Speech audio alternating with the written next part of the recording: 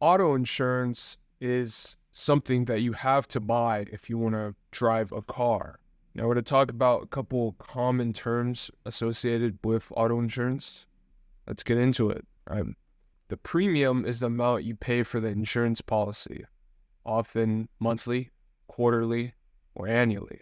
The deductible is the amount you pay out of pocket before the insurance kicks in. So a $200 deductible means that there needs to be more than $200 worth of damage or whatever before your insurance actually kicks in and pays the rest, right? So you have to pay first 200 on your own.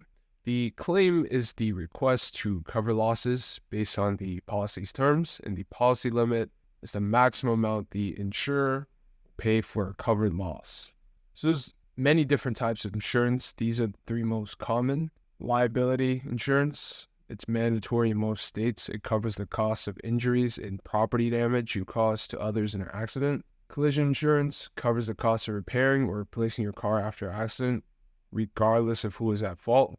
Comprehensive insurance, which covers the costs for events other than collisions like death, vandalism, or natural disasters. There's also uninsured or underinsured motorist insurance, provides coverage if you're in an accident with a driver who has no insurance or insufficient insurance. So we're going to go into a couple of the factors that affect premiums, right? So how much you're paying each month, quarterly, or annually. There's your driving record. If you have a lot of speeding tickets, a lot of infractions against you, that results in a higher premium, right? So the cleaner the record, the lower the premium. Vehicle type. If you're driving a luxury or sports car, they usually have higher premiums. Age. If you're younger, you usually have a higher premium than older drivers. Gender. Depending on the state regulation, there's a few states that don't allow this, but most states, males will generally have to pay higher premiums than females. Location. High crime or high traffic areas can result in higher premiums. Credit score. Higher score can generally get you a lower premium. So, what are some considerations you should have for minimum insurance?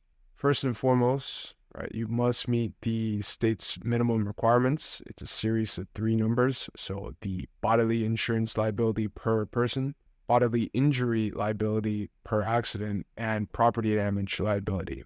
Personal risk tolerance. While having a minimum policy that meets legal requirements, you may not personally be comfortable with the level of coverage you have. You may want to assess your own comfort level and purchase more insurance, right? So let's say liability insurance was mandatory. You might want to purchase collision insurance or comprehensive insurance as well.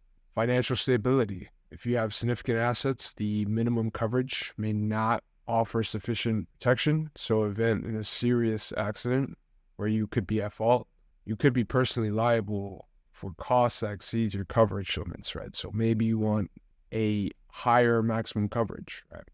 Could be possible. Vehicle value. If you have a new or expensive vehicle, you might want to consider comprehensive and collision coverage, which aren't usually required by state law.